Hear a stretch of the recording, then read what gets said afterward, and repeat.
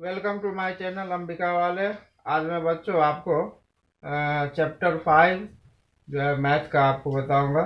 इसमें ज़्यादा कुछ पढ़ने की ज़रूरत नहीं है। इसकी कुछ जो है एग्जोरिम्स है जो कि जिसको हिंदी में हम आपको अभिगृहित करते हैं। यही चीज़ आपको याद करना, पढ़ना और इसी को जान लेना। इस चैप्टर में ज़्यादा कुछ आपको दिमाग लगाने की इस चैप्टर में, इस क्लास में ज़रूरत नहीं है।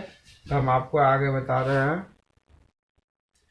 इस चैप्टर में यूक्लिड साहब ने पॉइंट, लाइन, प्लेन इसके बारे में डिफाइन किया है, जो वाकई में आज जो मैथमेटिशियन है वो इन परिभाषाओं को, इन डिफाइन को अभी तक एक्सेप्ट नहीं किया है। बावजूद यदि आपके चैप्टर में ये चीज़ दिया हुआ है तो आपको इसे जानना चाहिए, समझना चाहिए। तो मैं एक एक करके आपके यूक्लिड के एक्सोइम्स के बारे में बताऊंगा। यूक्लिड अभिगृहित क्या होता है, इसने 7 अभिगृहित यानी कि एक्सोइम्स जो हैं इसने दिए थे। इनके अकॉर्डिंग है पहला पहला एग्जाम्स है कि वे ऑब्जेक्ट जो एक ही वस्तु के बराबर हो दूसरे के बराबर होती है। यानी कोई ऑब्जेक्ट यदि किसी दूसरे ऑब्जेक्ट के बराबर है तो दोनों ही ऑब्जेक्ट एक दूसरे के बराबर होगा। सपोज करिए ये सर्कल और ये सर्कल है, ये दोनों, ये सब इसके इक्विवेलेंट है तो ये भी इसके इक्विवेलेंट होगा, ऐसा उन्होंने कहा गया। दूसरी बात उन्होंने सेकंड में बताया है कि यदि कोई बराबर को जोड़ा जाए, इक्वल चीजों को जोड़ा जाए तो वो एक कंप्लीट, पूर्ण हो जाता है, कंप्लीट हो जाता है। कहने का मतलब ये है कि सपोज करो आप ये एक स्क्वायर है और इस स्क्वायर को इस दूसरे स्क्वायर से आप ऐसे जोड़ देते हैं तो ये क्या बना देगा, ये एक कंप्लीट रेक्टेंगल बना देगा। यानी कि ये जो स्क्वायर है वो इस रेक्टेंगल का हाफ हाफ है, पार्ट है, बराबर दो टुकड़े हैं। तो दो बराबर चीजों को आप जोड़ेंगे तो ये एक कंप्लीट हो जाएगा। यानी आप जब चाहे इन दोनों को उठा के इसमें फिट करें तो ये एकदम इक्वल हो जाएगा। तीसरी बात जो उन्होंने बताई कि दो बराबर चीजों को बराबर में घटाया जाए तो शेषफल भी बराबर हो जाता है। यानी जो दो इक्वल चीजें हैं इनको आपस में आप माइनस करते हो। तीसरे में उन्होंने कहा दो चीजों जो आपस में बराबर है इसको यदि आप माइनस करते हो तो जो चीज आता है वो दोनों तरफ बराबर हो जाता है। जैसे आपको नंबर में मैं समझाऊं, 5 के इक्विवेलेंट है। अब जब ये दोनों चीजें बराबर है और आप इसको सब्ट्रैक्ट करोगे तो ये किसके बराबर हो जाएगा, 0 के। यानी कि दोनों साइड एक दूसरे के बराबर हो जाता है। यही कहने की कोशिश की गई। इसके बाद चौथे में उन्होंने बताया कि कोई ऑब्जेक्ट जो एक दूसरे के संपाती हो, यानी कि एक के ऊपर एक कोऑर्डिनेट रखा हुआ हो, तो वो क्या है कि पूर्ण के एक दूसरे के बराबर होता है। ये एक लाइन है और इसके ऊपर मैं एज इट इज दूसरी लाइन ऐसे रख देता हूँ तो क्या कह सकते हो कि ये दोनों एक दूसरे के इक्वल है, बराबर है। अच्छा, कोई पूरा अपने आधे भाग का, इसको मैं मिटा देता हूँ। अब क्वेश्चन का अभिकृत है कि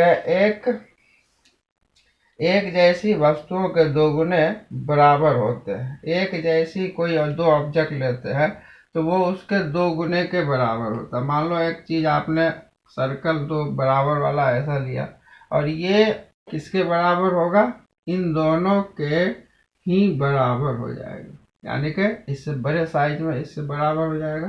कुल मिला के आप ऐसे कह सकते हैं तो ये दोनों इसके बराबर होगा।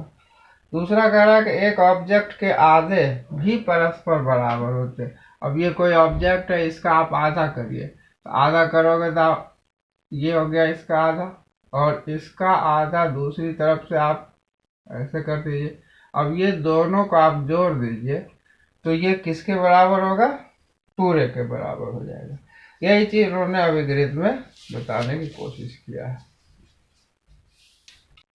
अब हम यूक्लिड्स के पोस्टुलेट के बारे में यानी कि अभिधारणा के बारे में बताएंगे। यूक्लिड साहब ने बताया कि कोई पॉइंट है और ये दूसरी पॉइंट है, इन दोनों पॉइंटों से यदि आप मिला देते हैं एक दूसरे को तो ये एक स्ट्रेट लाइन, एक सीधी रेखा बन सकती है। यानी किसी भी दो बिंदुओं को आप मिलाएंगे तो वो निश्चित रूप से एक स्ट्रेट लाइन बनाएगा। फिर उन्होंने बोला कि एक शांत रेखा को अनिश्चित रूप से बढ़ाया जा सकता। ये लाइन है, ये लाइन है।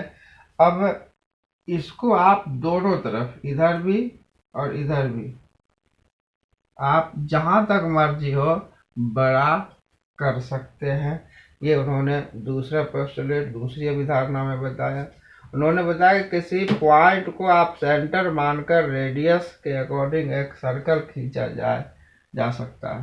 सपोज कीजिए कि आप ये एक पॉइंट मानते हैं और इस पॉइंट से एक निश्चित लंबाई का आप रेडियस लेते हैं, तो इस सेंटर से जो रेडियस होगा आप वो कहीं भी नापिए, हर जगह आपको इसकी लंबाई बराबर दिखेगी। अब आते हैं हम एक्सरसाइज 5.1 पे। हम आपको बताते हैं एक्सरसाइज 5.1। कुछ कुछ सवाल मैं आपको बताऊंगा क्योंकि बहुत ज़्यादा इसमें दिमाग लगाने की नहीं ज़रूरत है। क्वेश्चन है कि एक पॉइंट से सिर्फ और सिर्फ एक ही लाइन खींच सकते हैं। ये आपको ट्रू फॉल्स बताना है और आपको कारण देना। सपोज कीजिए ये एक पॉइंट से, क्या इस पॉइंट से एक ही रेखा खींच सकते हैं? क्या ये रेखा ऐसे नहीं खींची जा सकती, ऐसे नहीं खींची जा सकती? यानी आप क्या देख रहे हैं कि एक पॉइंट से एक नहीं, कई सारी लाइनें खींची जा सकती है। इसके बाद उन्होंने पूछा है कि दो पॉइंट है, दो पॉइंट से सिर्फ और बहुत सारी रेखाएं खींची जा सकती है। अब इन दोनों पॉइंटों को मिलाते हुए आप लाइन खींचेंगे तो इस तरीके से लाइन खींचाएगा। क्या इन दोनों पॉइंटों से मिला के और भी कोई दूसरी लाइन खींची जा सकती है? आप लाइन यूं तो खींच नहीं सकते, ये तरीका गलत होगा। दो पॉइंटों से मिलाते हुए आप सिर्फ और सिर्फ एक ही लाइन खींच सकते हैं। एक शांत लाइन रे है, इसको आप दोनों ओर अनिश्चित रूप से बढ़ा सकते हैं। निश्चित रूप से ये लाइन मान लो इतना बड़ा है तो हम इधर भी खींच सकते हैं, इसको इधर भी खींच सकते हैं, तो इस तरीके से बढ़ाया जा सकता है। अब क्वेश्चन कह रहा है, अब क्वेश्चन है कि ए बी पी क्यू के इक्वल है, ये लाइन इसके इक्वल है। A B equal to P Q and P Q equal to X Y. P Q X Y के इक्वल है, तो क्या ए बी एक्स वाई के इक्वल होगा? निश्चित रूप से होगा। जब दो इक्वेशन आपस में, इसका एक साइड बराबर है तो इसका दूसरा साइड भी एक दूसरे के बराबर होगा। तो आप कह सकते हैं A B equal to X Y हो सकता है। अब देखिए क्वेश्चन नंबर 2 में कह रहा है कि कुछ वर्ड्स दिए हुए हैं, आपको इनकी डिफाइन बताने तो देखिए ये डिफाइन तो आपने पीछे भी क्लास में पढ़ा रखा हो। पैरेलल लाइन, समांतर रेखा, परपेंडिकुलर। पैरेलल लाइन क्या हो सकती है? पैरेलल लाइन क्या होगा?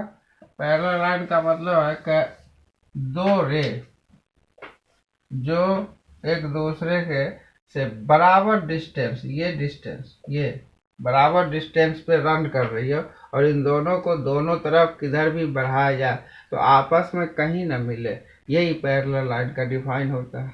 यही आपको डिफाइन लिखना। इसके अलावा और भी कई सारे नाम है, ये सब डिफाइन बड़े आसानी से आप ऐसे लिख सकते हैं। देखिए क्वेश्चन नंबर 6 है। क्वेश्चन नंबर 6 में ये फिगर दिया हुआ है और कह रहा है कि ए सी बी डी के इक्विवेलेंट है। ए सी बराबर है बी डी, ये गिवन है, दिया हुआ है, ठीक है। तो आपको प्रूफ करना है कि ए बी सी डी के इक्वल है। अच्छा देखिए ए सी को आप A B plus B C लिख सकते हैं, ये रहा ए सी, इसे हम A B plus B C लिखा जा सकता है। इसी तरीके से बी डी, इसे हम B C plus C D लिख सकते हैं। B C plus C D. अब दोनों तरफ बी सी है, ये कट जाएगा। A B equal to C D, ये प्रूव करना था।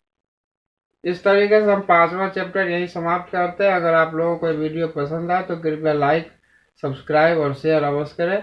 किसी भी प्रकार का कमेंट्स आप कमेंट्स बॉक्स में अवश्य लिखें। Thank you for watching. धन्यवाद।